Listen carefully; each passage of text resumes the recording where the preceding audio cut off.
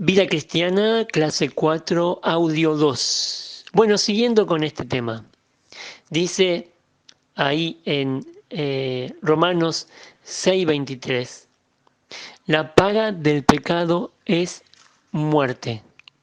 La paga del pecado es muerte, mas la dádiva de Dios es vida eterna en Cristo Jesús. La dádiva de Dios es vida eterna en Cristo Jesús. Ahora, alguno podrá decir, bueno, pero vos me estás diciendo el versículo solo, no estás contextualizando el versículo. Eso es muy importante, siempre. Para interpretar la escritura hay que contextualizar. Eso quiere decir saber lo que dice antes, saber lo que dice después y otras cosas más para poner en contexto, dentro del contexto. Un versículo fuera de contexto solo es un pretexto para comprobar algo que yo quiero decir, que yo quiero decir. Pero en realidad acá está claro. ¿Por qué lo dice el apóstol Pablo? Tiene un contexto. Dice el versículo 22, por decir algo, mas ahora que habéis sido libertados del pecado, hechos siervos de Dios, tenéis por vuestro fruto la santificación y como fin la vida eterna. ¿Ven? Vida eterna. Eso es lo que nos regala Dios. Vida eterna. Y al decir que es eterna, eso significa que me lo dio para siempre porque es eterno. Es algo que no tiene fin. Es un regalo para siempre. Es un regalo que comienza hoy y que no tiene fin. Hoy, por decirlo de una forma, el día que recibimos a Cristo como un Salvador. Pero bueno, después dice, y por eso dice, porque hace un contraste. Habla de la, lo leo de nuevo, más ahora que habéis sido libertados del pecado, ya tiempo pasado, y hechos siervo de Dios, ya una posición, hecho siervo de Dios, tenéis por vuestro fruto la santificación. O sea, primero libertados, después siervos. ¿Y cuál es el premio para ser un siervo de Dios? Cuando vos sos sierva o siervo de Dios, es la santificación. ¿Qué es la santificación? Es el proceso de crecimiento del cristiano. Eso es santificación aquí, aquí en este contexto.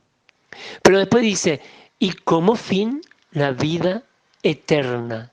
La vida eterna. Y después dice, ¿por qué? Contraste. Porque la paga del pecado en realidad es muerte, dice Pablo. Pero la vida eterna es una dádiva. Eso significa. Bueno, la palabra dádiva es carisma en griego. Y es la idea esta, es la idea de liberación o regalo, depende del contexto. Acá está claro. La vida eterna es un regalo, más la dádiva es un don, es un regalo. Ahora esta palabra carisma tiene como base la palabra charis. Bueno, en griego es así. Hay una palabra, tiene un derivado, bueno, y sigue después, se acrecenta para marcar algo más, para hacer énfasis. La raíz o la base de la palabra es charis, y charis es, en el Nuevo Testamento, es gracia, aparece como gracia. Y en este caso, por ejemplo, Efesios 2, 8 y 9 dice ahí, porque por gracia sois salvos por medio de la fe. Y esto no es de vosotros, pues es un don de Dios. Y ahí la palabra es charis, es gracia. Y habla de justamente eso. Y la palabra charis es donativo o favor, depende del contexto. Acá habla de un favor. Favor inmerecido. Esa es la idea de la palabra charis. Dice ahí Efesios 2, 8 y 9. No, porque por charis soy salvo, por favor de Dios soy salvo. Y esto no es de ustedes, aclara. Es un don de Dios, ¿no? Es un regalo. No por obras, para que nadie se gloríe. O sea, si yo pienso que pierdo la salvación, eso está diciendo que yo tengo que hacer obras para salvarme. Ahora, miren hermanos, hay otro pasaje en Romanos capítulo 3, versículo 24 que dice, ahí nomás, antes de ir a ese pasaje tengo que decirles algo de Romanos capítulo 6, versículo 23 que recién leímos. Todo el contexto habla de lo que significa la vida nueva en Cristo. Y es así como un cierre en el versículo 23 que leímos, que la paga del pecado es muerte, más la dádiva de Dios en vida eterna en Cristo Jesús. En Romanos 6, por ejemplo, el versículo 6 dice, sabiendo esto, que nuestro viejo hombre fue crucificado juntamente con él, para que el cuerpo del pecado sea destruido, a fin de que no sirvamos más al pecado. Sabiendo esto, dice ahí, que nuestro viejo hombre, nuestra carnalidad, fue crucificada juntamente con él, o sea, con Jesús, para que el cuerpo del pecado, lo que nos dominaba, sea destruido. ¿Qué significa esto? Que ya no tenemos por qué ser manejados por el pecado, por nuestra carnalidad. Ya pasa a ser una decisión. Antes de recibir a Cristo, yo no tenía opción. Yo vivía esclavo del pecado, era esclavo de Satanás, esclavo del pecado, esclavo del mundo, como lo vimos ya en la otra clase, la clase anterior. Entonces dice en el versículo 12 de Romanos 6, no reine pues el pecado en vuestro cuerpo mortal, de modo que le obedezcáis en su concupiscencia. Porque ahora es una responsabilidad del creyente no que el pecado no reine. Antes no podía, porque el cuerpo del pecado fue destruido, fue vencido en la cruz. Eso es maravilloso. Vean lo que dice después el versículo 13. Ni tampoco presentéis vuestros cuerpos. Presentar habla de una acción voluntaria.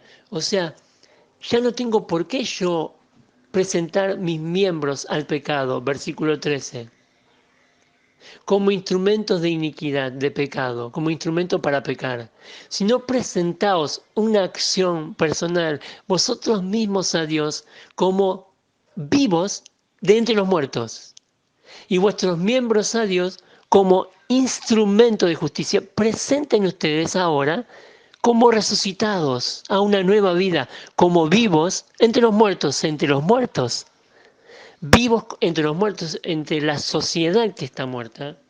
Nosotros podemos ser instrumentos, ¿no? Bueno, ese es el contexto, podíamos seguir, pero no nos da el tiempo. Por eso termina diciendo después, porque la paga del pecado es muerte, pero ustedes tienen un regalo que es la vida eterna. Ustedes sirven a Dios, versículo 22, tienen el fruto, la santificación, o sea, van creciendo por entregar sus cuerpos al servicio de Dios, vas creciendo. Ahora esto, queridos hermanos, miren, ¿a quién estamos sirviendo en este tiempo? Ya sos una hija o un hijo de Dios, ¿a quiénes estamos sirviendo? Ahora, qué importante es esto. Vos no tenés por qué seguir esclavo del pecado. Muchos de ustedes tienen problemas con su celular, tal vez, y están ahí y borran el historial del internet, mirando cosas que no se deben. Sos joven, sos tentado, sos mayor. Miren, hermanos y hermanas, muchos me han escrito, tengo problemas con la pornografía y el celular. Es un tropiezo. Están presentando sus miembros en vez de para instrumento de justicia, para instrumento de iniquidad, y te aniquila espiritualmente.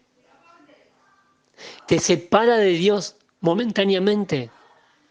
Tu relación con tu Padre se separa. Pero ahora vos o yo no tenemos por qué servir al pecado, porque ya tenemos el regalo de la vida eterna y somos hijos de Dios. Tomemos una decisión de no servir al pecado por amor al que nos salvó. no por miedo a perder la salvación, sino por amor al que nos salvó, por gratitud a nuestro amado Salvador.